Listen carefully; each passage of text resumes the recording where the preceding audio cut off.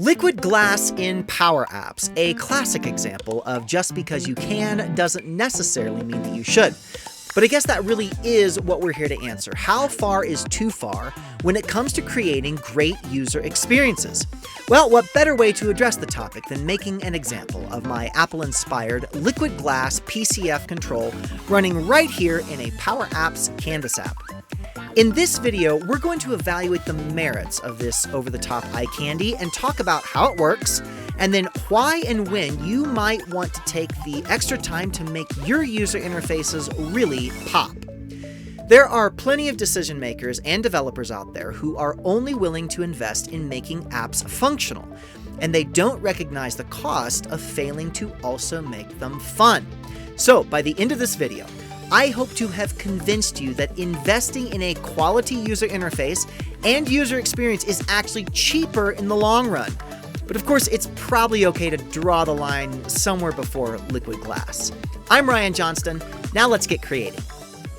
So this is our Canvas app. We've got our blob that has jiggle effect. The faster you move your mouse, the more that the blob deforms. Chromatic aberration, just a fancy word for that prismatic effect on the edges of the blob. It magnifies the content in the center. And then in addition to our button bar, which can be fully customized, we have buttons, which they expand when you put your mouse over them. And it's kind of hard to see, but they actually increase the saturation, the light or the color saturation underneath, very much like the way that Apple does in iOS with liquid glass. And then a third mode for the PCF control is this sort of background plate right here that is just it's a background, and it would be very similar to how we would use a glass morphism effect. But liquid glass takes it so much further. And just to kind of demonstrate that, let me zoom in here, and we are going to click on our little background plate. And one of the things that I did in order to just be able to test settings is I created like a settings panel here where I can make adjustments. All right, let's drag this down so that we can actually see some of our effects here. So we can, if you look at the edges and watch those, you can like control how far in the glass refracts things, how smooth the edges of the glass are, the strength of the refraction itself can be adjusted. We can control things like like this little border that goes around it, but then also there is a light angle, and so you can see that like we can actually control the angle that the light hits our objects. There's like an inner shadow that's going on. Let me drag this back up a little higher. There is an inner shadow. Where's my edge darkening? That's it. That if you look carefully at your iPhone on the sort of rim, like when you open up like a subgroup of buttons, there's just a slight darkening on the inside of that deal. And so you can see that right around the edges as I toggle this, and you can control like how deep that shadow goes in. So lots of just fun things, and kind of how we get this going and how we create this. It's all shared on Shane Young's channel, where I walk through the process of how I built this PCF control, and that link of course is in the description, and I encourage you after you've watched this to go over and check it out. And so we've got this really just cool series of effects. We can do the same thing, you know, with our button blob. We can control how much prism is on the blob. We can control the speed of the blob. In fact, that's kind of a fun one.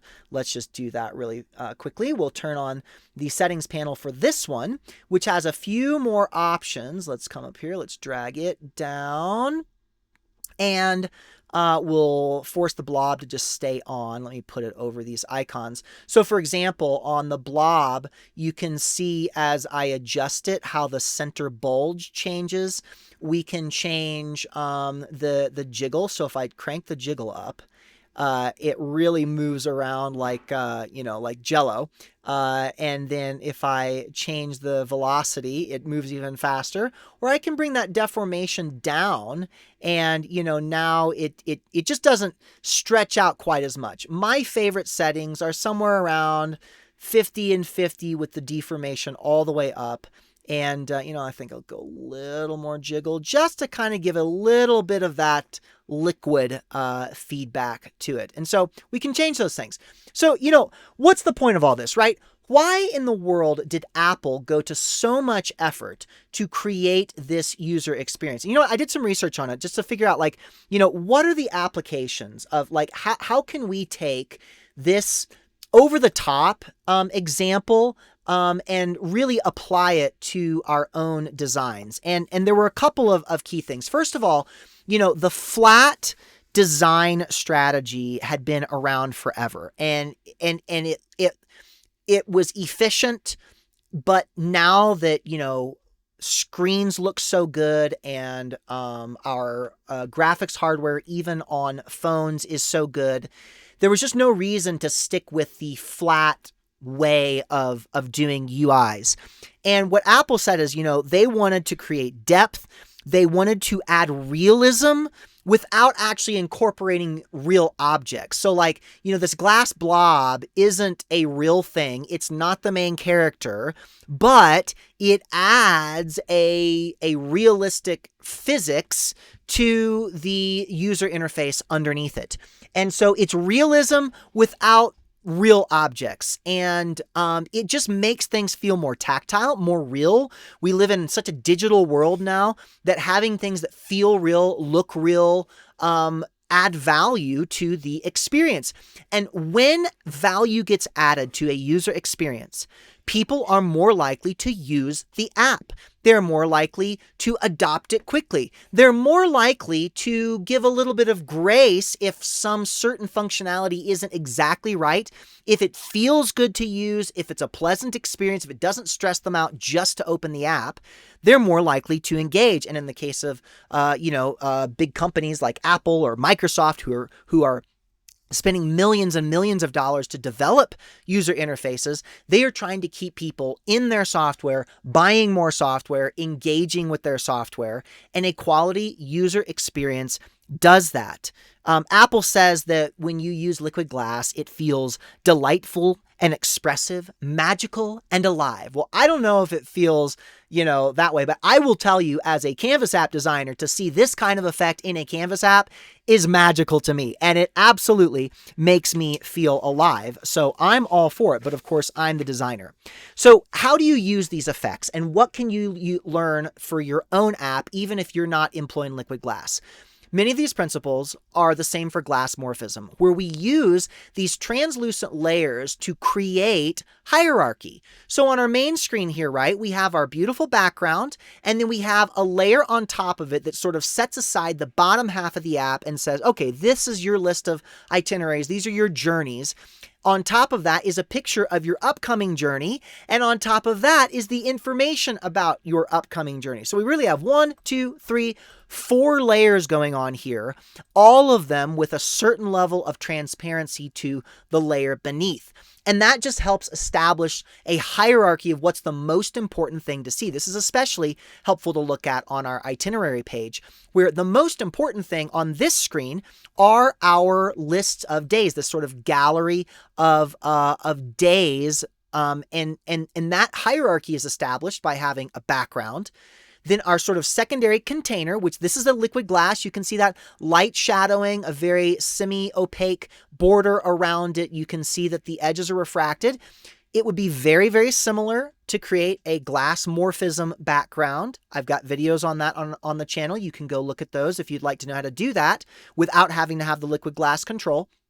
But the principles are the same, where the top layer, the one that you really want to see, is the brightest, the most opaque, and provides the greatest contrast between the text, the foreground, the content, in this case, the itinerary itself, and its background. So we have the whitest text at the top with the darkest text on top of it. You could say, oh, well, there's also equal contrast between John Smith and the confirmation number. It is, but darker colors don't pop the way lighter colors do. So to the eye, the panel or the content that's going to pop the most is going to be these day 1, day 2, day 3 items. We do the same thing over here in the flights panel. And then the last same thing in this profile where we put the most important information in the brightest. But notice what we do here. If you look closely, there's still a little bit of that background shining through. Now, this panel here, all it is just a normal old container filled with white with like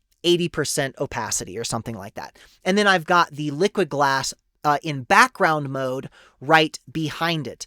And so we use the liquid glass to create a sense of layering and hierarchy. That is one of the key ways to use it. We also use rounded corners. Rounded corners just make things feel less sterile, less academic, less medical. You'll find that like medical websites use lots of white space, very sharp edges because you want that really, really clean look. But really, really clean and really, really bright whites, like you don't really relax when you feel that. Like I don't relax when I walk into a hospital and see how sterile it is.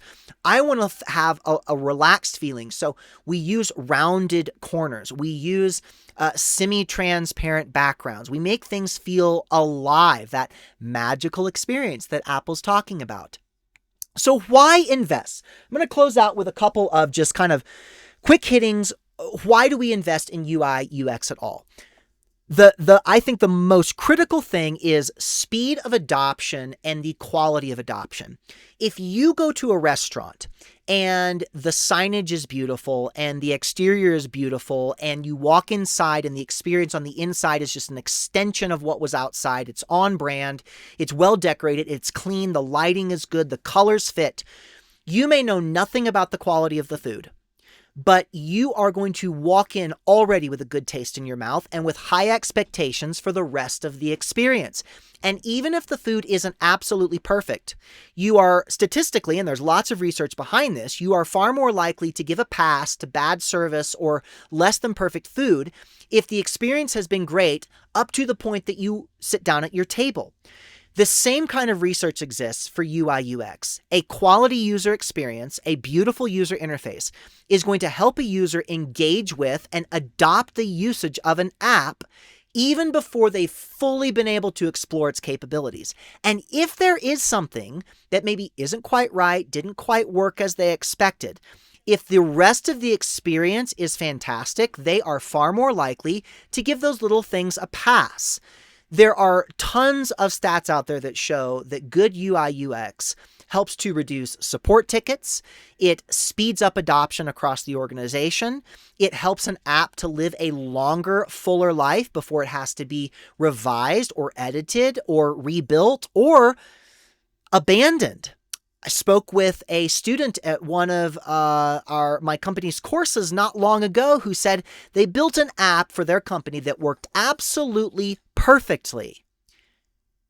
And when it went to testing, the user groups that tested couldn't figure things out. It wasn't intuitive. They didn't enjoy using it.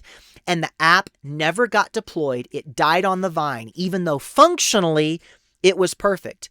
He said right in our class, it was the user interface that killed its adoption. And think of the dollars that that company invested into creating that app, and it never went anywhere. And so when we invest in UI UX on the front end, we are saving an enormous amount of expense on the back end. And that is why I am so passionate about taking things like this, going a little bit over the top with it, but in every single app I design, making sure that the user experience and the user interface is top of mind right alongside function. It has to work.